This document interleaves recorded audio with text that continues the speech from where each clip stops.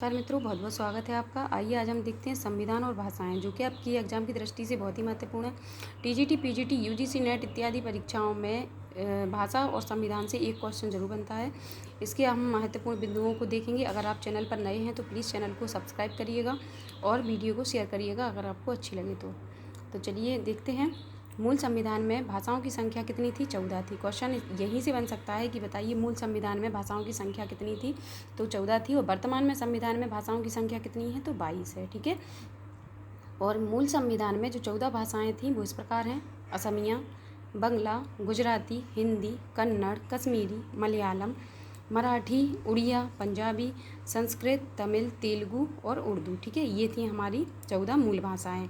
अब क्वेश्चन कैसे बन सकता है कि बताइए कौन सी भाषा शामिल नहीं थी?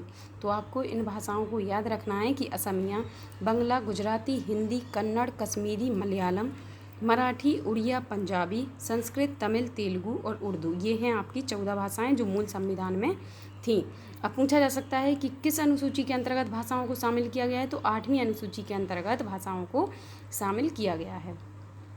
अब देखते हैं कि बाद में जो संविधान संशोधन हुए हैं या बाद में जो 14 से जो अब 22 हो गई है भाषाओं की संख्या, वो भाषाएं कौन कौन सी हैं और कब कब इनको शामिल किया गया है। तो बाद में सम्मिलित की गई भाषा, सबसे पहले किया गया था सिंधी को शामिल, फिर किया गया नेपाली, मणिपुरी, कोंकणी को, और फिर तीसरे संविधान संशोधन में शामिल किया गया था मैथिली, डोगरी, बोडो और बोडो डोगरी को। ठीक है, मैथिली, संथाली, बोडो और डोगरी को फिर बाद में शामिल किया गया है। ठीक है, तो आपको ट्रिक इसकी याद करना है कि सिनेमा को मैथ संग बोडो। ठीक है, सिनेमा को मैथ संग बोडो अगर आपको याद हो जाएगा तो ना तो आपको संविधान संशोधन याद करना है और ना इनकी डेटें ज़्यादा याद करनी है। अगर आपको डेट याद करने में कठिनाई होती है तो सिर्फ आप इतना याद कर लेना कि सिनेमा को मैथ संग बोडो। सिनेमा से सी से सिंधी, ने से नेपाली, माँ से मणिपुरी और को से कोंकणी। ठीक है, और मैथ से मैथिली, संग से संथाली, बोडो मतलब बो से बोडो और डो से डोगरी। ठीक है, ये है आपकी ट्रिक याद करने की। अब देख लेते हैं जो संविधान संशोधन हुए हैं उनकी डेटों को। तो 21वां संविधान जब संशोधन हुआ था 1967 में, तो इसमें कौन सी भाषा जोड़ी गई थी? सिंधी भाषा को जोड़ा गया था। फिर 71वां संविधान संशोधन हुआ 1992 में, तो इसमें जोड़ी गई थी आपकी नेपाली, मणिपुरी और कोंकणी को जोड़ा गया।